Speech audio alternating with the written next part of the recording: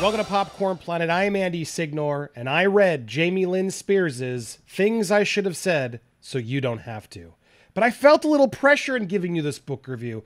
I didn't want to just give you a flippant, quick review. No, I decided to go so in depth that this video is 50 minutes and I only covered 4 chapters. Now, granted, these chapters really do get into a lot about Britney, Jamie's obsession with her, and so much more. But you guys paid me over $2,000 to do this review. I felt like I needed to deliver. So if you wanted to read this book, but really didn't want to read this book and would rather read the best parts of this book through my frustrated eyes, well then have I got the video for you. That's right. We're going to go through the first 4 chapters of Things I Should Have Said. Now, I'm either going to do another video that just sort of goes through the rest of it quicker, or I may break it down into 2 more chapters. Let's see how you guys like this video, what you think. Give me your reactions down in the comments below. Before we even get going, can you please hit that subscribe button, hit the bell for all alerts, smash that like button, and leave a comment down below. Heck, if you really want to support, hit that join button, because I'm telling you guys, this has been torture. Reading this book has made me so dumb. So dumb. And Jamie Lynn Spears is the most egomaniacally, narcissistic, dim, frustrating person you could ever read. So much repetition and nonsense and nothing burgers and all of it about Britney. So much about Britney that it's just maddening. So I advise you get some liquor if you do that sort of thing, a glass of wine, something, sit back and relax as I begin to break down the first 4 chapters of Things I Should Have Said. The irony of this book starts literally at its own dedication. She dedicates the book to her daughters, Maddie and Ivy. Being your mama is my saving grace. And I really don't even think she understands what that means. Being someone's saving grace means it's the only good quality someone has that stops them from being completely bad. Like, literally right out the gate, you're admitting to the world, Jamie Lynn Spears. Yeah, if it wasn't for my kids, I'd be a real pain in the ass. I don't think the kids are stopping you. Before the book begins, she does send a nice life in the product of being a child in the entertainment business. Well, she at least can acknowledge that she was a product. Good for her. I don't think she even meant to do that. But I was just very fascinated that she didn't put mother first. Okay, woman, you're a woman first. Wife, maybe. But she really chose to put entertainer above mother. It's time to finally say all the things I should have said a long time ago. Oh God, I should have brought vodka. All right, I made it through chapter 1, thank God. And there's 2 clear takeaways. 1, Jamie Lynn Spears needs attention to live. Number 2, she did not write this book. It's so clear. Everything in this first chapter especially is clearly fed to her. She wasn't alive through half of the beginning of this book. So she's telling the story, I assume, through her mother's eyes, but she's zipping through time so much that it's unclear if it's her mother's eyes or just her pretending like she was there and old enough to remember it. And that's an important distinction to make when your book is called Things I Should Have Said and it's made by you, Jamie Lynn Spears. But I digress. The very beginning of the book begins, the beginning of my story is well known. Like millions of babies all over the world, I was an oops. She did it again. She borrowed Britney, didn't she? Gotcha, Jamie Lynn. But no, she admits she was a mistake. And what an interesting parallel, right? Later, I'm imagining when she turns 16 and is pregnant, what this is like, that to find out that her parents didn't want to have a 3rd child. They were happy with Brian, who was 12, and Britney, who was 9. And from what she can ascertain, these were lean times, and they weren't planning to have any other children. I don't have problems with that sort of assumptions and you're writing about your childhood, but it's when she starts going into full-on quotation marks about, my husband had a vasectomy. Jamie, I thought you took care of, make sure this wouldn't happen. I walked around for days thinking I was really sick, and now I come home to learn you never went to make sure it took. You have to go to make sure vasectomies took? Anyway, there's some nice Southern Jamie Lynn dialogue going back and forth, explaining how the parents didn't plan for her. But on April 4th, 1991, she comes into the world and it changed the fabric of my family forever. I guess that's true. I'll give her that. Any baby can change the fabric, so sure, I'll let that one slide.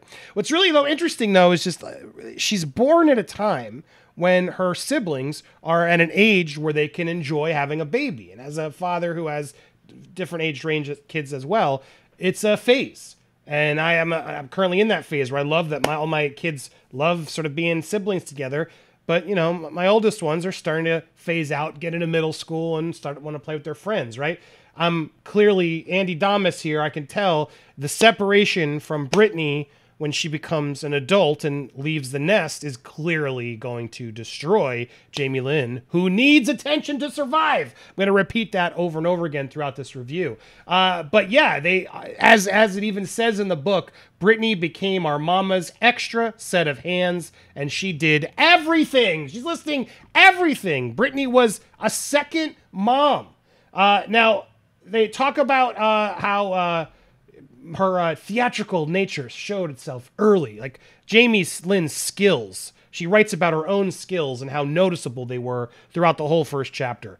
But she also really gets into her daddy and daddy not being around. And this was the first telling quote I found that I really feel like you are clearly being fed this. You didn't write this book. When he was around, he spent most of his time in a chair trying to convince everyone else he wasn't drunk. Dude, it's unclear. What do you want at this point? Okay, maybe 3? What age are you during this moment in the book? It says we're literally on page 3 of the opening chapter, and somehow Jamie Lynn already knows what he's in the chair convincing everybody of. It's just, again, a clearly forced narrative about Jamie and his drunkenness, which is a pretty big part of this. Daddy's struggles and the discord between my parents, I could see there was something different about my family. It would be several years before I'd be able to identify just how different we were from other families. It's a very critical part of the book where she's pretending again, like I said, to understand or to know what happened, but it's very clear someone fed her on all this backstory when she was little because she was too little to remember what was actually going on. Now, would she remember that Daddy wasn't really around? Yes. And she mentions that a few times and talks about how much she loves eating rotel, chicken peas, mashed potatoes with mama and crabs. She loves those cooking at home in the Louisiana kitchen. In the early years, I was the princess, she writes. Brian and Britney made me feel special, and they loved me despite my mischievousness. It just, again, setting this tone of she's such a star. Her family loves her. There's just some drinking from Daddy at home, and that makes them complicated, but they're all a loving family. The fame and money came later. Bum, bum, bum. They talk about Jamie. They talk about all the jobs he had. They talk about his drinking, and it's very clear through her pretty terribly written, broad, drunken stories that he's awful. He's not a good father figure, not a good person. He's clearly got demons, and they attempt to address a little bit of his history as to where that came from, of his own not great family. But what's weird is they clearly are trying to give him forgiveness. The stress of providing for us led him down a nasty path. Years of bad behavior, stories of his drinking, our family lore. It's just the way they wrote it they're attempting some sort of redemption, it seems. The fact that Britney was much older made things more manageable, so she pitched in whenever Mama needed help. Britney took responsibility as she was getting older and older, again, becoming the second mother. In fact, there's a point in the book, here I have it right here, I grew up feeling like I had 2 mothers. And this is the most telling, I think, part of chapter 1, is that Dad's a drunk, Jamie Lynn needs attention to survive, and Britney was the second mom. And so when Britney's going to leave, it now makes sense why Jamie Lynn is so betrayed by Britney leaving and being famous, because Jamie Lynn clearly wants to be famous. Now, she makes it very clear no one forced her to be famous. She had such a big personality when she came into this world and learned early how to get attention. Everyone's response to my antics only made me want more attention, and I did anything I could to hold on to that spotlight. Foreshadow much, Jamie Lynn?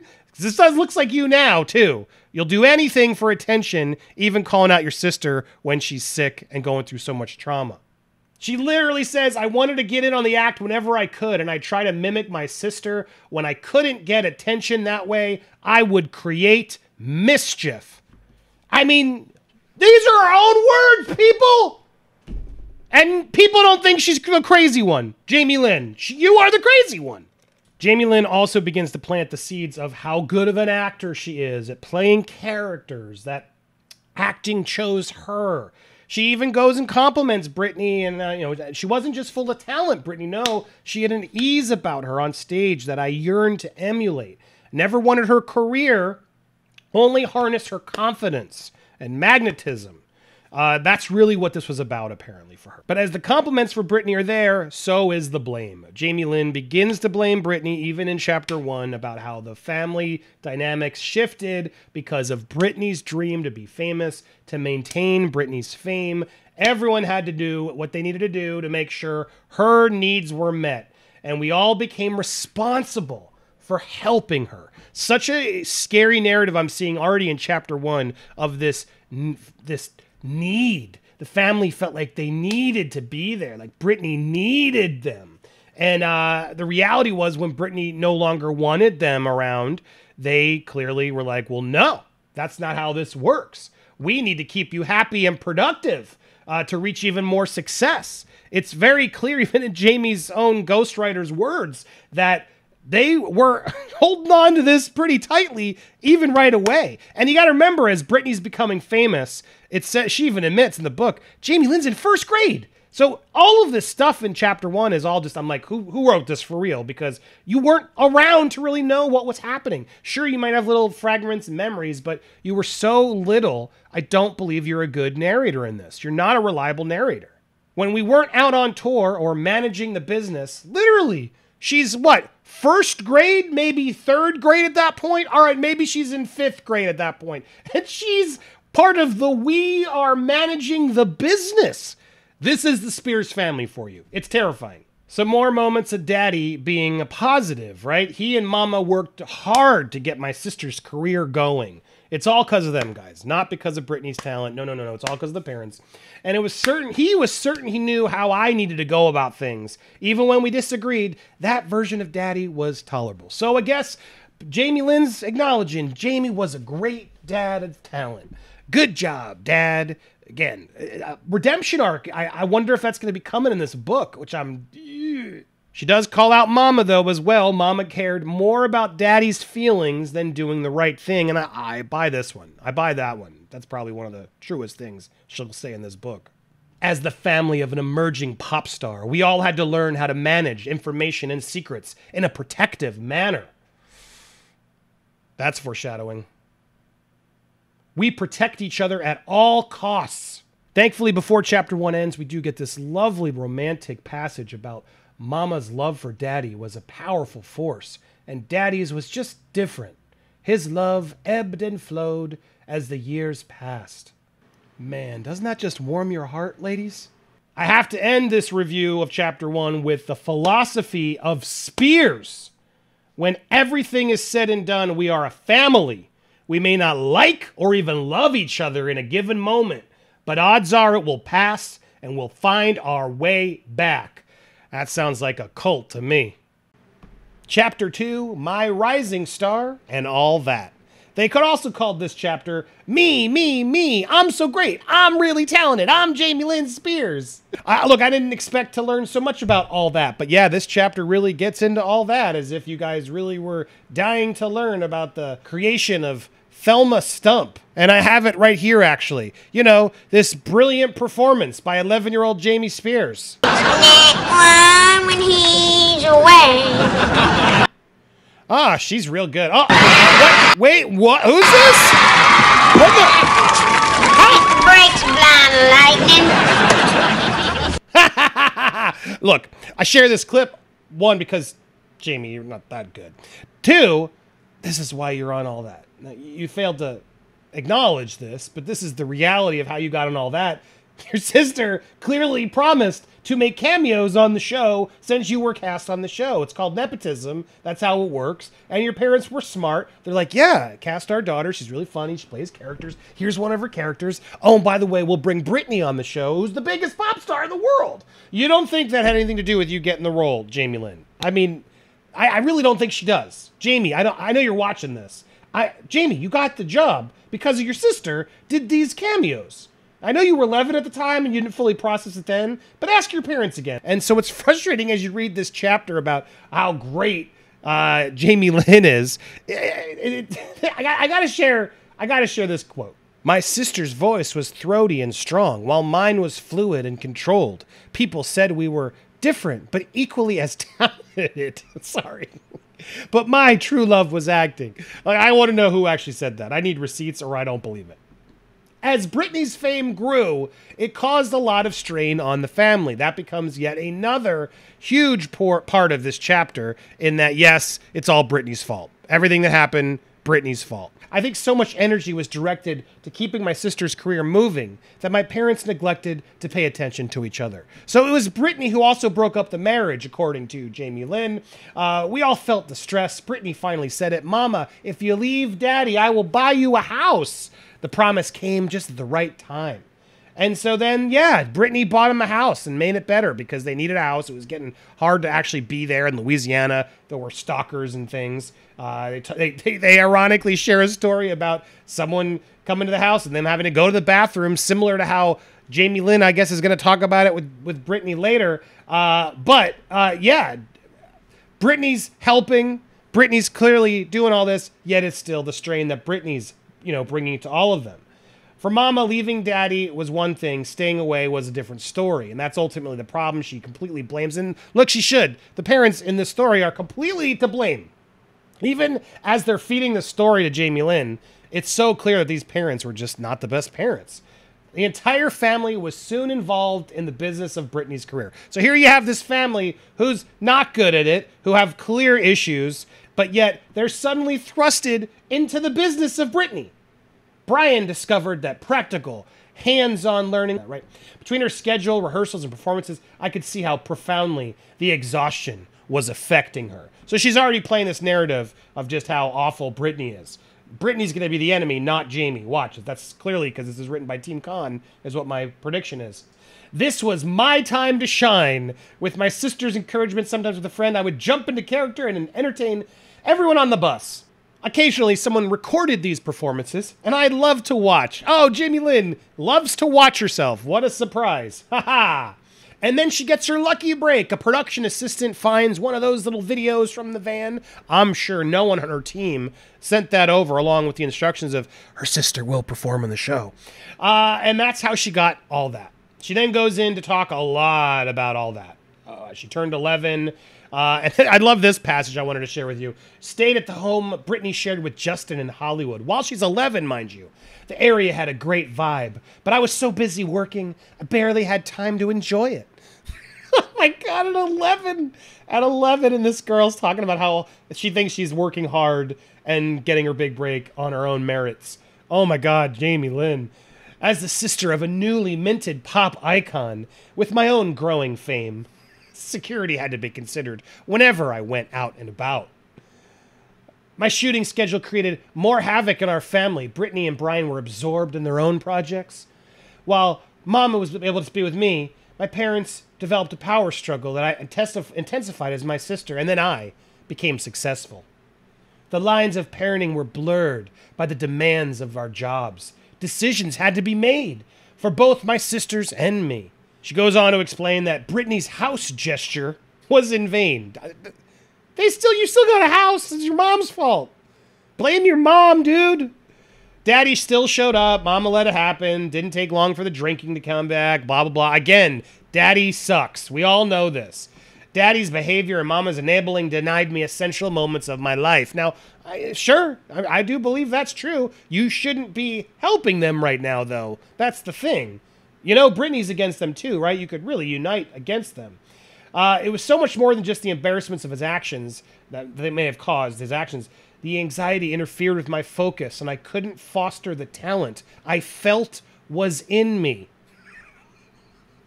Guys, she couldn't be more famous and actory because of all the anxieties. She knew she had it in her. She could have been an even bigger star, but it was her parents' fault. We learned to pretend everything was fine. Anyway, Daddy would always go deal with it and leave, ruining the holidays.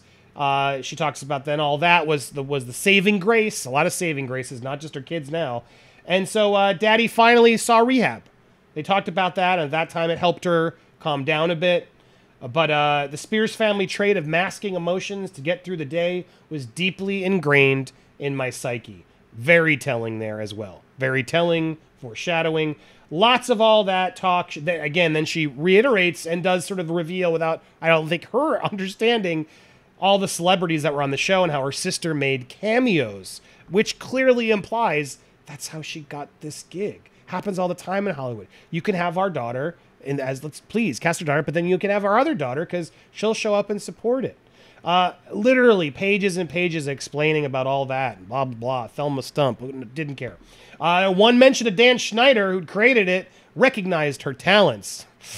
Yeah, let's not go too far in there. I hope he didn't recognize her toes. But that was it. That was chapter 2 as we get on to chapter 3. Well, guys, if you were dying to hear some rascally tales about an 11-year-old Jamie Lynn Spears, well then Teenage Angst is for you. Oh boy, I want to kill myself. What's so frustrating about the book is the repetition. She's such a bad writer. She always comes back to the same statements over and over again about her family's complicated, her daddy drinks, her daddy disappears, her mom's enabling it. She says it the same way every time she says it. And I'm only in chapter 3. Reading it over and over again is just like so killing my brain cells. And she has this huge head, contrary to what you might have read. My tween years were pretty sedate. Like, who thought she didn't have sedate teen years? Just because you got pregnant at 16 didn't mean we all were putting out rumors that you were doing drugs on the set of Zoe 101. I mean, you think so highly of yourself, yet you're so insecure.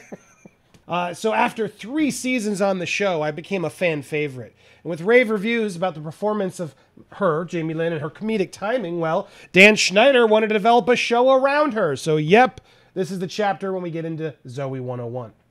She's seemingly making so much up about Britney, but she couldn't make up anything interesting about herself as a child. Oh, the one time she almost burned the house down when she dropped a candle during a slumber party. Guys, that's how as extreme as it gets in this book.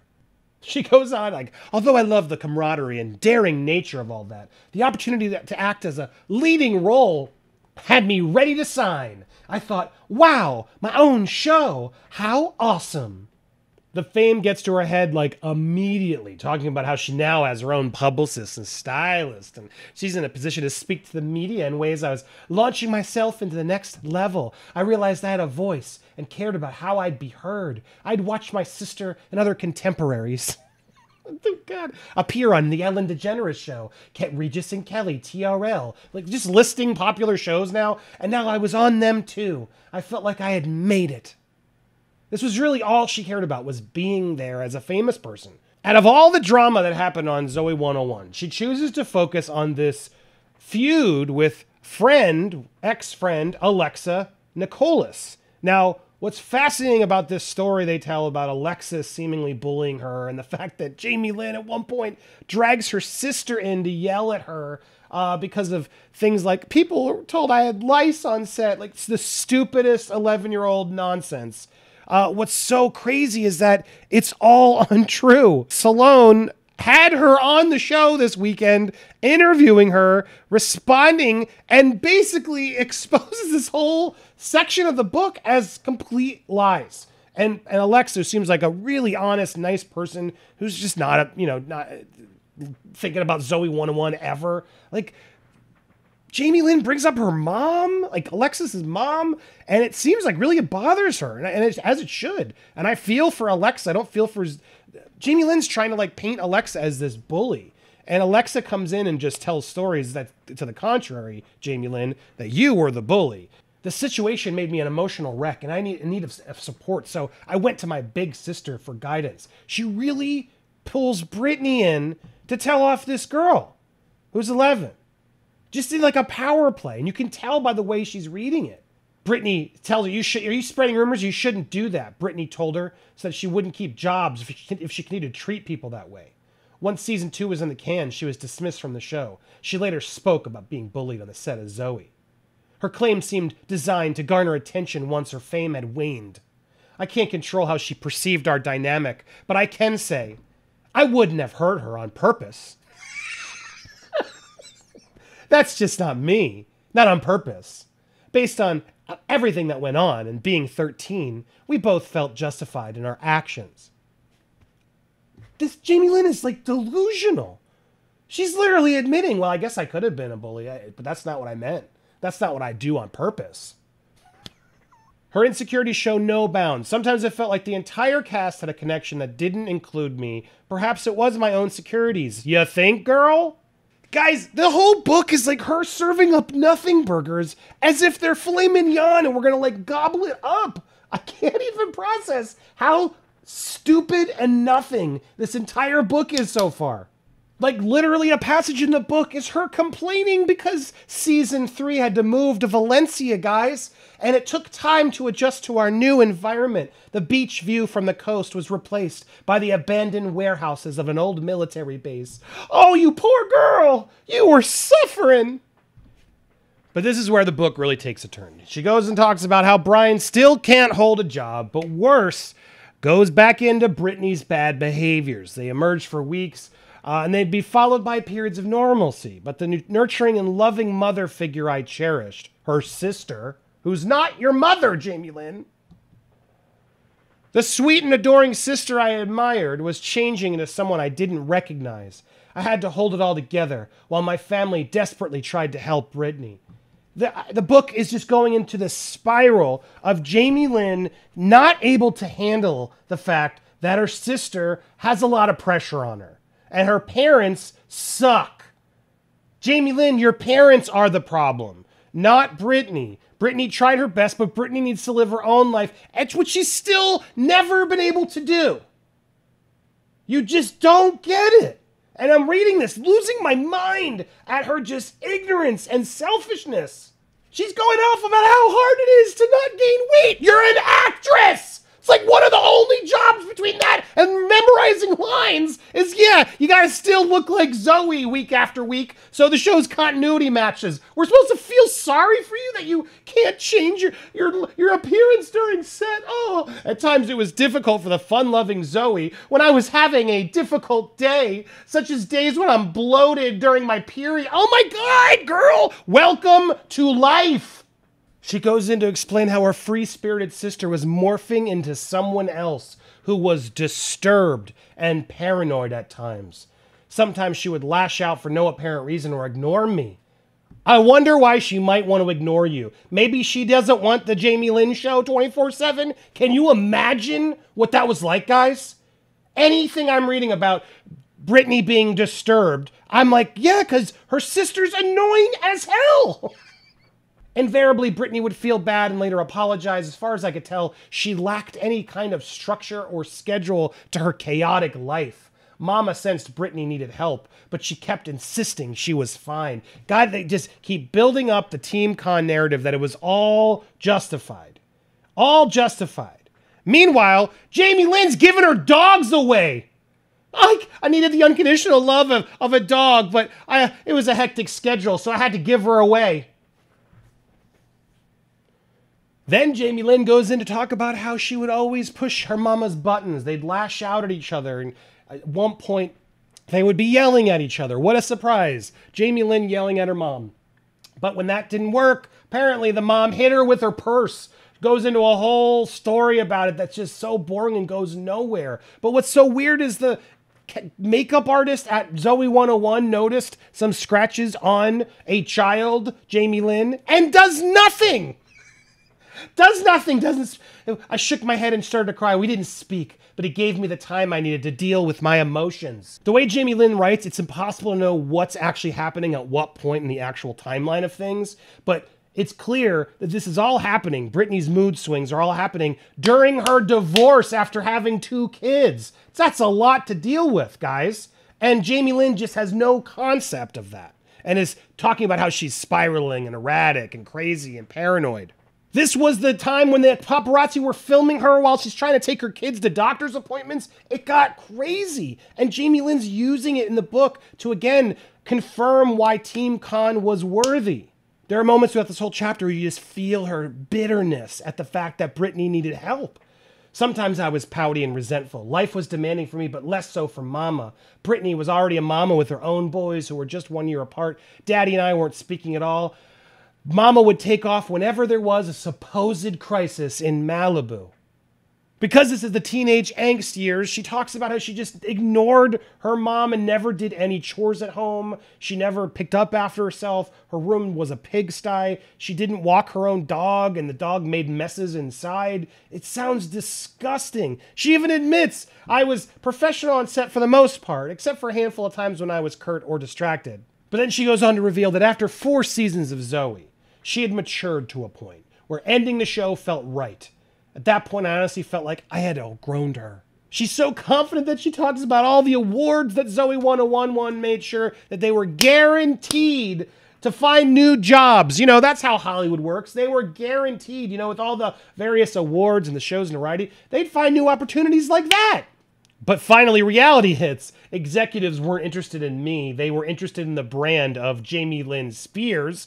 I think they meant just the Spears part of that.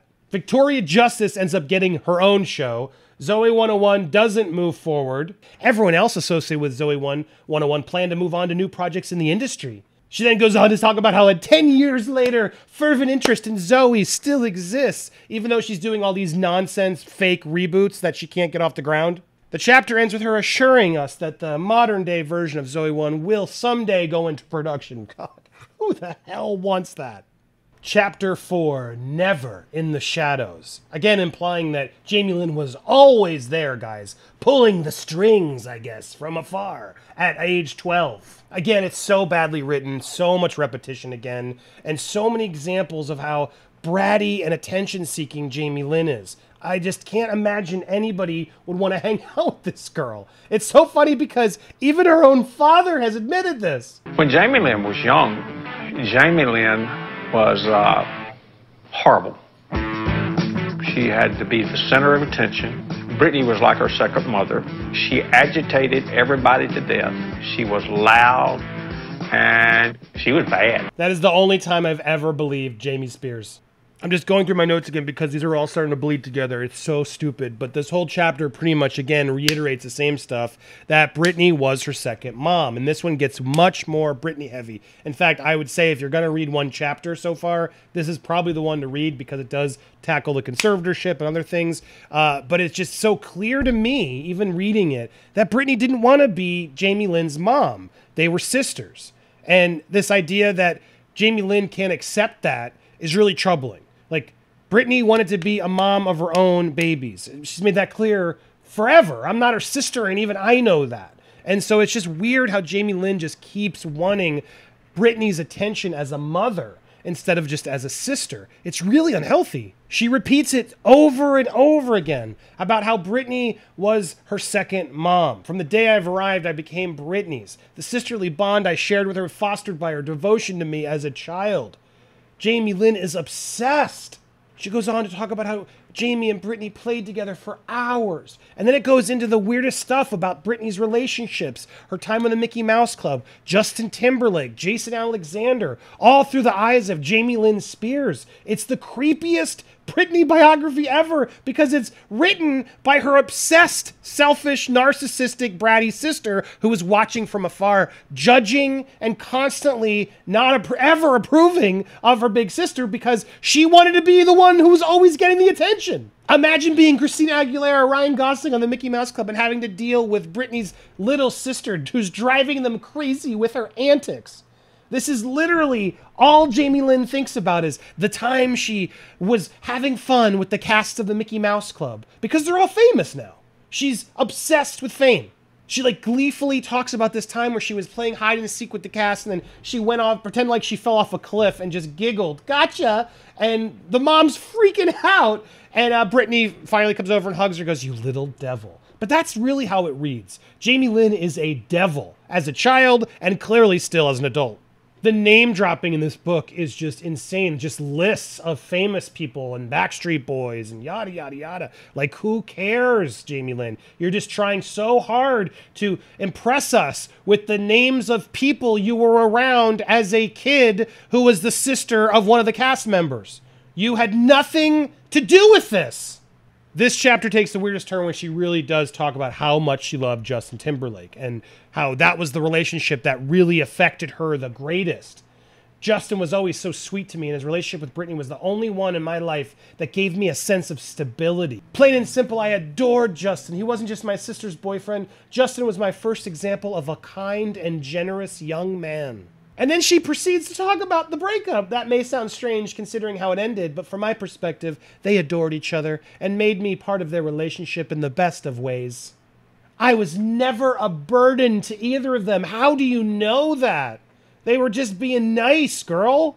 It's so crazy to read how much heartbreak she had over this breakup with Justin and how she believes it was a devastating loss in Britney's life as well. She really adds that as sort of a flagpole moment in Britney's life and career, and Jamie Lynn thinks that was when the splintering of everything happened because she should have never broken up with Justin Timberlake. And I'm just sitting here like, how is this your story to tell, girl? How is this your story to tell? My sister showered me with attention, love, and praise well into my teens. She's literally said a version of this like a dozen times by now. My skits are legendary. And then she really starts unloading on her sister. Britney, who was prone to hold grudges with others, forgave me within days, except for now. So much of what has been written about her is a diluted version of the truth. Not false, just a diluted version of the truth. So most of the stuff written is kind of true, just not exactly true, according to Jamie Lynn Spears here. Oh my God. I'm not here to debunk the falsehoods. I only want to confess my experiences and the complicated blessings of being part of the Spears family. She's always so grateful to be part of the Spears family, but then constantly complains about being part of the Spears family. She wants to be a Spears and have the fame and the fortune and the money, but she hates being a Spears because it's so complicated, and I just want Britney to come back to Louisiana. Her obsession with fame is insane, and talking about Britney's paparazzi, she's like bringing up the fact that I wasn't quite a household name yet, but if we went anywhere together, cameras and lights went off at fantastical speeds. At this point in the chapter, Jamie Lynn goes on to talk about how Britney instilled that she could accomplish anything. It never occurred to Jamie Lynn that she could possibly fail. As in, Jamie Lynn never thought she could fail. I thought, if she can do it, so can I. Mama made us believe that anything was possible if we dedicated ourselves to it. Daddy taught us that if you were going to do it, you must do it the best. With those tenets reinforced year after year, and watching Britney's rise, how could I feel any other way? It was never if, but how was I going to get there? There's no denying that Britney's fame opened doors for me, but once inside, I had to prove I had the talent and a strong work ethic. I had to prove myself every day. I wasn't handed anything. Dude, you just admitted it. She opened the doors for you. You got the jobs because of her. That's being handed something. Jamie Lynn's obsessed with Britney because Britney would constantly validate her. It made her feel like a star. It was typical of my sister to make me feel cool. That's what Jamie Lynn needs to survive. As I said in the beginning, Jamie Lynn needs attention to survive. Now, at this point, she finally does set a year. She's 12 as she's telling all about the darker side of fame and her sister's struggles and the media intensifying. She goes on to talk about how her brother and sister brought a car back from a Vegas trip. This is, mind you, after one of Britney's divorces. And it's filled with garbage, bottles, even a razor blade littered the back seat. My sister, who's still like a mother to me, how many times is she going to say it, who was always put together, started to unravel even in the way she presented herself. It was weird for me to see her disheveled. This is the woman who never cleaned her room or took out the dog poo, but oh my God, Britney's going through a divorce, she's having some struggles, and she's figuring out her own adulthood. Oh my God, she's so disheveled. Britney scoffed, "You want me to dress like a grandma, huh?" This was the first time she snapped at me in such a dismissive way. Whoa, whoa, whoa, you don't talk back to Jamie Lynn. Finally, Britney admits she wanted to be anywhere but with her, Jamie Lynn. I was pained by her shunning. After years of making me a priority and spending time, my sister was now moving on. I felt like I was Woody from Toy Story. I'd been her favorite until I was replaced by her version of Buzz Lightyear. This bitch doesn't even know how Toy Story works. Woody is a selfish, maniacal narcissist who realizes it's not his place to control Andy. He can't control Andy. Andy's gonna grow up. You're a toy, Jamie Lynn. A toy! Now we get to Jason Alexander. No, not the one from Seinfeld. The childhood friend who Britney married in Vegas. And apparently, I didn't know this, Jamie Lynn, according to her, is the one who almost saw coming. Don't go to marry him in Vegas, Britney. And of course, days later, within hours rather, we get a word in a haze of substance that she had married him. I was left behind, forced to deal with gossip and chatter from everyone all over town. I was scared and unsure how to manage. I felt abandoned. The chaos of my sister's life was just beginning. She goes on and talks about how the public perception of her sister's emotional state, all legitimate things. Britney continued to act erratic. All I wanted was her interest and approval. There it is, in print. She doesn't want her to be well. She doesn't want her to be okay. She just wants her interest and approval right there in ink. But because she can't get it, no. I saw the depth of her difficulty. She was paranoid and erratic. One time she said to me, "Baby, I'm scared." Now this is the knife story she's going to share here. And she gives no details about why she put herself in this bedroom with Jamie Lynn with a knife beside her drawer. I don't see a mention of a kid being there, by the way. She's sort of blending two different stories. But this story could be about her drunken father breaking in. It could be about paparazzi breaking in. It could be about Lou Taylor who broke into her house, Jamie Lynn. And all of it would be justified. I see Britney as a hero in this story. But she puts this out there, I think, through Team Con, again, to reiterate the word erratic, paranoid, over and over again in this book. I knew something was very wrong and I was powerless to do anything about it. Everyone was too invested and didn't want to do what should have been done. Something was off, and I had a shaking feeling when she left. She then goes on to talk about Brian's life, now again, going crazy again, but without the fame. Brian was supposed to be some athlete, and again, that didn't work. Apparently, he worked for both Jamie Lynn and Britney at times, but his struggles with employment and managing money continued. Meanwhile, Jamie Lynn is being an egocentric tween, her own words, mind you. The chapter then zooms into Kevin Federline very briefly. She doesn't talk about him much, interestingly enough. I wonder if he made a deal not to be mentioned in this book. But Jamie Lynn can't resist talking about Britney's emotional fluctuations, which she calls episodes, which were managed. No one learned anything about her struggles. I mean, this passage and so much of this chapter reads like someone who's so pro-conservatorship. It reads like somebody who's helping to justify and continue said behavior. Egomaniac Jamie Spears even talks about how photographs begin to show pictures and she begins to get a sense of what her sister's constant violation looks like. She hated the attention. It's just like, well, what are you writing this about? You're adding to the pressure right now. But as the chapter progresses, she starts leaning in even harder on Britney, talking about a particularly difficult episode. My fun-loving and sweet-natured sister lost her softness. Now, again, this was because of the divorce of the two kids with Kevin Federline. I wonder how she lost her softness. That I'm sure had no effect on it, Jamie. Sorry she couldn't give you the attention you needed at that time. Maybe Britney needed your attention at that point. Did you ever consider that? No, because Jamie Lynn's going to talk about how she was moody and erratic after having 2 babies in a single year. And then enter Sam Lutfi, who is mentioned in this book and who Sam has been out there on Twitter. So Sarmita and even I have engaged with Sam. Sam is calling complete BS to this whole chapter. In fact, he is potentially going to pursue defamation against Jamie Lynn in this chapter, saying absolute lies. But he goes on to say like how Sam has come into life. This is the same story we heard from Lynn, from Jamie, and why she was put in the conservatorship in the first place. And this book almost feels like it has to tell the same story or else the stories wouldn't line up. And so it's very interesting to read. She also calls out Allie Sims, who is the family friend, who has also spoken up and defended Britney and said what the family has been doing is atrocious. So Jamie writes her off and says that, you know, she was working for Sam at the time. Sam manipulated Allie, or maybe she was in on it. I can't tell you today. To this day, I still aren't sure. But he seemed like a pathological, manipulative person. Yeah, you don't, Jamie Lynn. You seem like you're not doing anything like that. She talks about how Sam continued to isolate Britney from Daddy and Mama. I wonder why. Have you not even read your own book, Jamie Lynn? You write it as if it's a bad thing that Sam was isolating your sister from your alcoholic, abusive father and your mom who's just never getting him out of their life. And Britney, therefore, is trying to isolate herself from that awfulness. And Sam's the problem?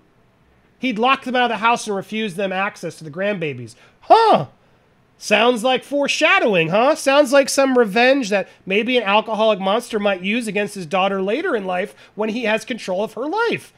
Could it be Jamie Lynn? Nah, right? I'm just crazy. That's when Jamie Lynn finally gets the nerve to tell off Sam Lutfi. Why are you even here? You should leave. No one needs you here. His answer? Come on, Jamie Lynn, you like me. I was baffled. I yelled, I do not like you. Sam, I am. I will not eat green eggs and ham. You are an evil force in our lives. You must remove yourself immediately. She goes on to talk about how she never drank anything when she visited because she was fearful something might be dissolved. Again, all stuff she's accusing Sam of, which is just funny because Allie, I believe, allegedly confirmed that she saw the mom, Lynn, do that to Britney. So, again, a lot of stuff that's written in this book to like the layman, the normie who's going to read it, to sort of reiterate the previous crazy stories we've been fed, which were all horseshit, mind you. It's just so frustrating to read it all, guys, because she's just reinforcing this old story. Jamie Lynn has no other way how to describe Britney than erratic, because she does it again, because apparently a few weeks later, it's back. And again, she tries to like justify it by, I know she has been through a lot. Then why aren't you talking about it? Why is this any of our business? But no, Jamie Lynn's going to go there. I thought that maybe the combination of stardom, motherhood, public divorce was just too much to handle, rendering her vulnerable to bad influences. Her life seemed hazy, like looking through unfocused binoculars. I was 16 and didn't understand the demons surrounding my sister. Yet here I am, diagnosing my sister from my viewpoint as a 16-year-old who has no medical training whatsoever and has two abusive family members that are controlling the narrative of our lives. Yeah, Jamie Lynn, you know what's going on here, I'm sure. I only knew something felt off kilter, but in reality she was struggling to manage the fallout from Sam's scheming. This left her an emotional wreck with no one she could trust. No, I think it's you guys she couldn't trust. There's plenty of evidence that's come in now to prove that you guys, your parents, are the ones that she can't trust. Why do you keep ignoring the fact that her dad secretly recorded her in her bedroom? You think that was okay, Jamie Lynn? Apparently, because Jamie Lynn's saying Britney was still unstable. And that's when, with the support of her parents, Britney got the help she needed. At the time, the conservatorship was enacted and a restraining order was issued to protect Britney from Sam. So there it is, the conservatorship under Jamie's eyes. Sometimes I feel like Britney's light was too bright and I should have done more to protect her. That's what we've been saying this whole time! How dim are you, Jamie Lynn? Yes! Why weren't you protecting her from the conservatorship? Your own sister is pleading this question with you. This concludes part 1 of my epic book review of Jamie Lynn Spears' Things I Should Have Said. What did you think of the review? I want to hear your thoughts down below. Before you get there, hit that subscribe, hit that bell for all alerts, smash that like button, and tell me, did you like this longer form review? Do you want part 2 to be even shorter? I want to hear your thoughts. Chapter 5 gets juicy, guys. It's the introduction of Lou Taylor, Miss Lou Taylor, and Jamie and Lynn react to Jamie's pregnancy, and so much more. You're not going to miss it. In fact, I'm going to put it right there at the end card on the left when it's done. If it's not there yet, it means it's not done yet. Stay tuned, hit that subscribe, check out this other video in the meanwhile. Thanks for watching, guys.